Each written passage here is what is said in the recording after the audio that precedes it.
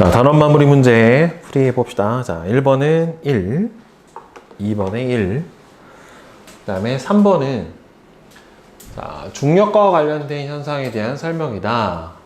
떨어지는 물방울이 돌에 구멍을 뚫는다는 의미의 낙수천석이라는 말이 있다. 처막 끝에 맺힌 물방울은 무엇을 받아? 중력을 받아. 그죠? 연직 아래로 떨어져 돌에 부딪힌다. 처막 끝의 높이가 높을수록 돌에 부딪히기 직전의 속도가 어떻게 됩니까? 빠르다. 그쵸? 왜 높을수록 빨라요? 여기는 중력의 크기는 일정하지만, 그죠? 즉, 중력을 받는 시간이 길어지기 때문에. 이거를 우리 앞에서 배운 충격량으로 하면 힘의 크기는 일정한데 힘을 받는 시간이 더 늘어나니까 충격량이 커지죠. 그러니까 운동량의 변화량이 커지니까 충돌 직전의 속도도 어떻게 되겠다? 더 빨라지겠다. 그죠? 이렇게 해석을 해볼 수가 있겠지. 그 다음에 4번에 2, 5번에 2, 6번에 4, 7번에 3, 8번에 5, 네.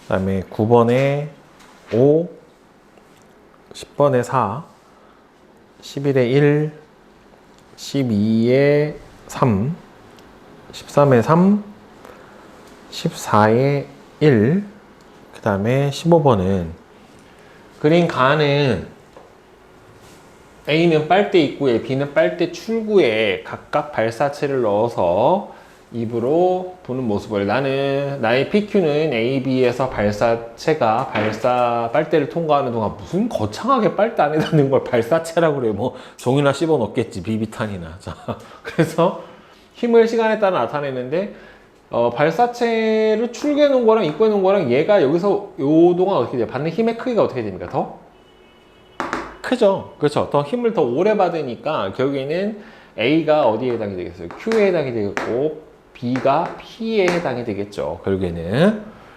빨대에 발사체가 발사되는 순간 A, B 중 속도가 더 빠른 거 당연히 누가 더 큰 충격량을 받은 A 경우가 더 빠를 거고 그 까닭은 나를 이용해서 설명을 하면은 결국에는 어떻게 돼요? 더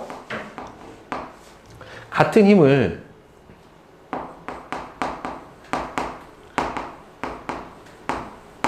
더 오랫동안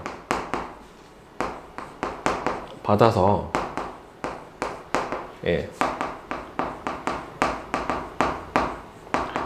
충격량이 더 크므로 당연히 뭐도 큽니까? 운동량의 변화량도 크다. 네, 이렇게 써주시면 되겠죠. 자, 그 다음에 16번은 1번이에요. 네. 자, 질문.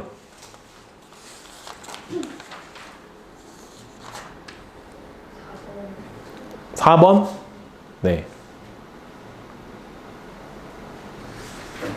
그림은 질량이 각각 5kg, 1kg인 물체 A와 B를 수평면으로부터 같은 높이에서 동시에 가만히 놓아 떨어뜨리는 모습을 나타낸 것이다. 이에 대한 설명으로 옳은 것은 자, 같은 높이에서 떨어졌기 때문에 공기 저항 없으면은 어떻게 됩니까? 수평면에 도달하는 데 걸린 시간은 서로 어떻게 돼요?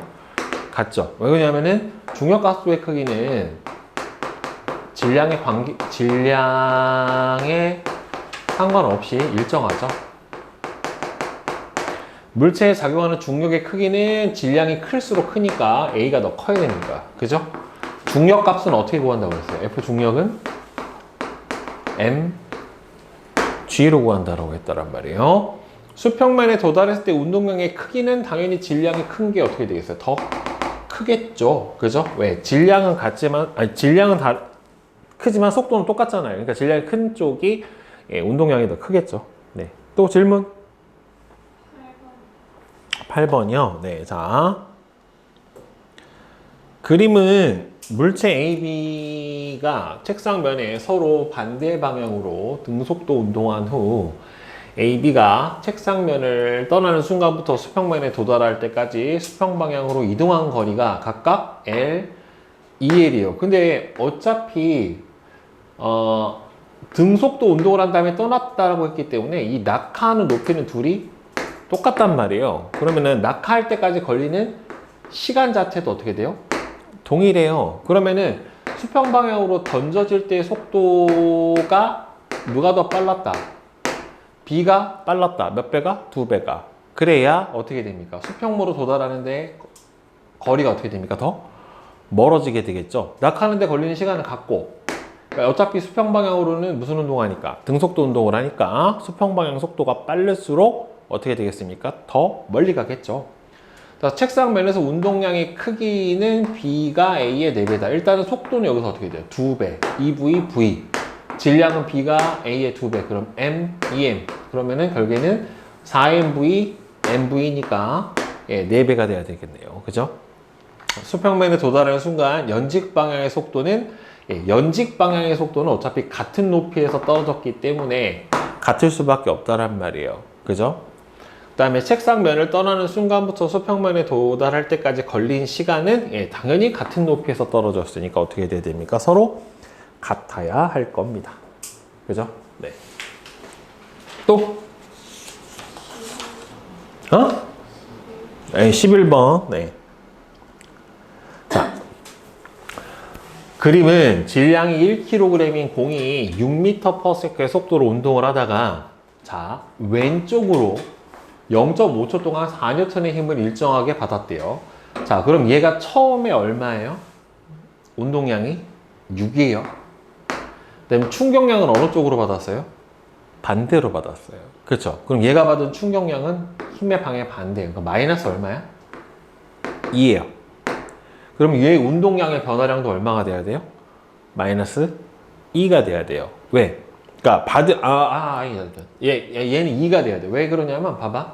그러니까 얘는 힘을 1로 줬잖아요. 그렇죠? 그러니까 받은 충격량하고 운동량의 변화량은 서로 어때야 돼요? 같아야 될 거 아니에요. 그죠? 그러면은 얘는 속도가 빨라졌겠어요? 느려졌겠어요? 운동 방향의 반대 방향으로 힘을 받았으니까 속도가 빨라졌겠어? 느려졌겠어? 느려졌을 거 아니에요. 그죠? 나중 속도를 V라고 치면 얘가 받은 충격량이 얼마예요? 마이너스 2죠, 지금. 그 운동량의 변화량도 얼마가 나와야 돼요? 마이너스 2가 나와야 돼요. 그러면은 질량이 얼마예요? 1. 나중 속도 모르죠? 빼기 처음 속도 얼마예요? 6. 이게 얼마가 나와야 돼요? 마이너스 2가 나와야 되겠죠? 그러니까 V가 얼마가 나와야 됩니까? 4. 네, 이렇게 되는 거죠. 4m/s. 힘이 작용하기 전 공의 운동량은 6이에요. 공이 힘으로부터 받은 충격량의 크기는 얼마가 됩니까? 2죠. 4가 아니라. 힘을 받은 이후 공의 속도는 얼마가 됩니까? 4가 돼야 되겠죠. 2가 아니라. 그치? 네. 그 다음에 또 질문 있습니까? 12요. 자, 밑에 보면 그린 가는 질량이 1kg인 정지에 있는 공에 스틱으로 힘을 작용하였더니 물체의 속도가 10m/s가 됐어요. 그러니까 얘가 받은 운동량이 얼마예요? 얘 운동량이 10. 그러니까 정지 상태에서 운동량이 10이 늘어났으니까 운동량의 변화량도 10.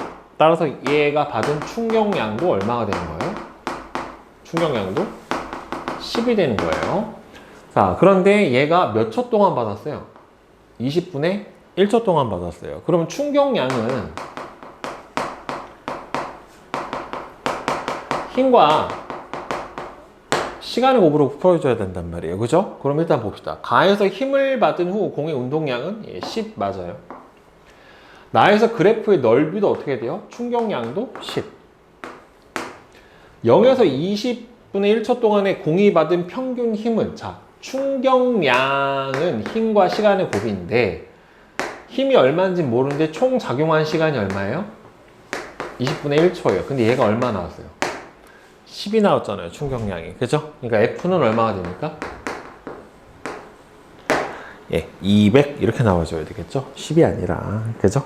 네, 저렇게 구해주는 거예요. 평균 힘은 충격량 힘 곱하기 시간이니까. 알겠죠? 받은 충격량을 뭘로 나눠주면 된다? 시간으로 나눠줘 버리면은 평균 힘이 나오게 됩니다. 네. 또? 없어요, 이제?